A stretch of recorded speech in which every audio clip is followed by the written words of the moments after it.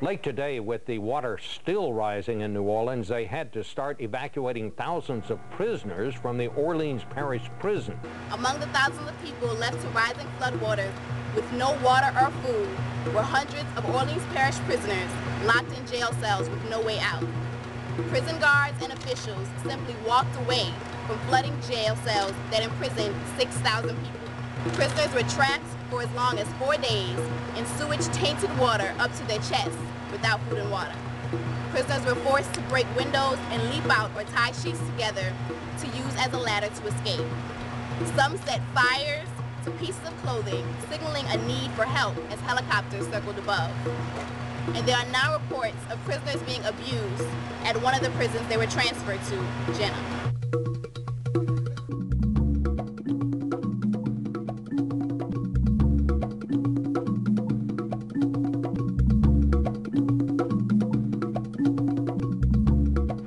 A makeshift jail has been established in the New Orleans Greyhound Station.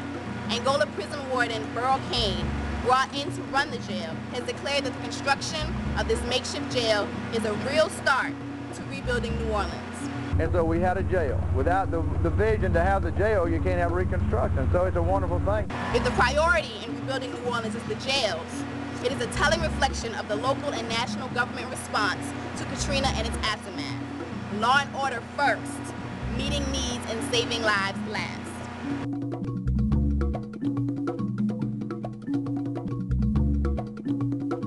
Well, it was definitely a double standard. You know, there was white justice and black justice. That's what I could speak about, justice. Local police, already under scrutiny, were involved in a videotape beating of a suspect. White justice didn't include violence. The black justice was also all-inclusive of violence. I would say from the time the levee broke, black men was demonized, or black people was demonized, in particular black men.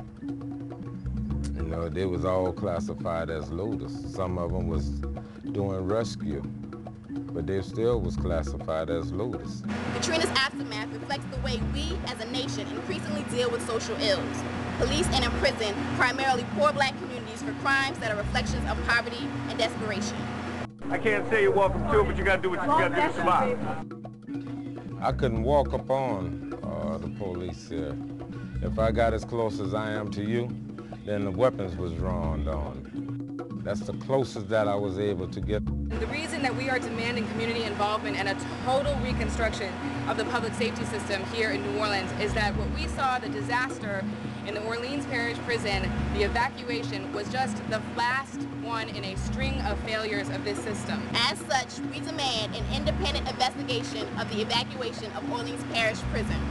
We also demand amnesty for those who are arrested for finding food and trying to help themselves in the aftermath of Katrina. There are so many people who are talking about public safety as if a return to public safety here in New Orleans will mean a decrease of certain populations. We've heard it said that if we just keep black folks out, if we keep poor folks out of this city, that somehow public safety will increase.